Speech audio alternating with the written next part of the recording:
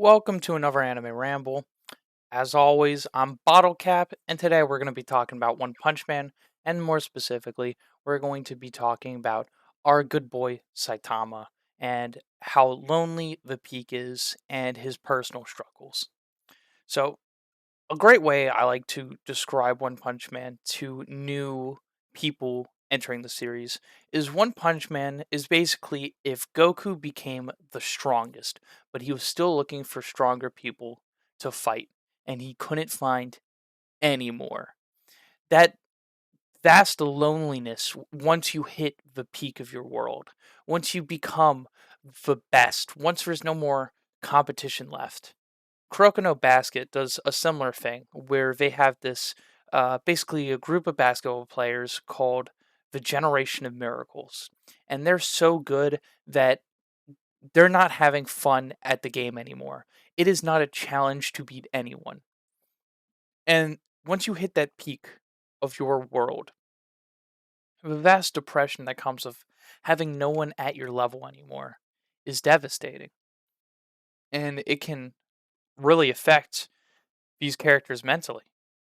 Now, I'm sure there's plenty of athletes who have suffered this same anxiety of having no one left to challenge them anymore. Most don't even think about it because it seems like an impossibility until you're standing alone, isolated on top of a mountain. And that isolation with no one else to push you, to give you that passion, to give you that drive, it cripples you from the inside. And Saitama is a great example of this. Saitama is not a shonen protagonist. He is a seinen protagonist, which means he's not a bouncy young kid who's still in awe at the world around him. He's a character who's already been through a lot. He's now looking at the world from a totally different lens. He wants to be that shonen protagonist. He wants to be the Goku, always having a struggle, always having a fight, something to get his blood pumping. But nothing will ever give him that blood pumping pleasure again because he's reached his pinnacle, the pinnacle of everyone. And no one, not even from space, can give him that push that he wants. And it's sad because he still hasn't pushed forward past that point. In season 2 of One Punch Man, we're introduced to another character whose name is King. King has been credited with a lot of Saitama's acts of heroism, unrightfully. But Saitama doesn't really care. As long as he gets to be a hero, it doesn't really matter too much to him. But King also has other passions and hobbies, such as video games and other such media. And he and Saitama becomes friends. Saitama can be friends, and the only time Saitama has joy, has pleasure, is when he's not being a hero, when he's playing video games, when he's hanging out with the other heroes. That's what he derives pleasure from. And King basically has a discussion with Saitama on like maybe you should look for something else now, something else to do. You can still be a hero, but clearly you're already at the best. You're not going to push further. And if you do, it's not going to give you greater gratification because you've already hit your pinnacle. You can get stronger, but no one can match you already. So are you really going to get what you want out of being stronger? And at this point, you have a couple of options. In Kuroko no Basket, the Generation of Miracles all split up and went to different schools in order to play against each other and defeat each other. Now, Saitama doesn't have this option because he's only one man filled with power.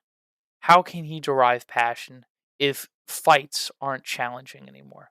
How can he feel uh, a sense of purpose when what he's been pushing towards is giving him less and less gratification every time he does it? What is going to happen in the story as we continue forward? I feel like he's going to get a greater sense of gratification from helping people in smaller, more meaningful ways, not just bashing the big bad guy, but actually uh, pretty much doing community service, helping old ladies cross the street, helping kids get their cat out of the tree. Simple bits of heroism that will basically give himself something that feels good inside, something that different than a rush of adrenaline from being in an intense fight. I feel like he's going to evolve into a different kind of hero. He's going to become a different person because right now he's not getting anything out of being what he is right now. And I think that Saitama is a very deep character, and that depression, it's real. The fact, like, if you're a competitive person, you want to compete with other strong people so you can best them and be on top of them. But at a certain point, if you're so good that no one can even like stack up to you in a challenge, it's hard to continue moving forward. Like, the road ahead feels empty without challenge. I don't know his name, but there's a character in um what's it called? Kuroko no Basket again, who was basically one of the strongest players, and he was matching. I'm so bad with names. Let me Google his name. Characters in Kuroko no Kuroko no Basket. Yeah, his name is Daiki Amane, and he basically was a part of the generation of miracles, and he went to this other school where basically it wasn't about teamwork at that school. Every player was a strong individual player, like they could all carry the game on his shoulders, but Amane was just a head above all of them. Whenever he was in the game, he had barely any fun, but he still was going through the ropes of playing basketball. And the only reason why he got his passion back is because of our main character, Kuroko, and his drive to push Amine forward, to give him a new challenge. Amine was skipping practice almost every day. Nothing meant anything to him. Basketball didn't mean anything. Nothing meant anything. He was pushing forward for the simple reason that it was the only thing that he knew. He was pushing forward because that was it. But he didn't feel anything about pushing forward. Victory wasn't fun, but losing was less fun. And I feel like that's how it is with Saitama as well. Fortunately, Amine got a challenge at the end. He managed to put himself in a position where losing was an option, and he pushed forward. And he wasn't able to do that. I don't think Saitama has that ability to put himself in a position where he can lose. He is simply too strong. He is the one punch man.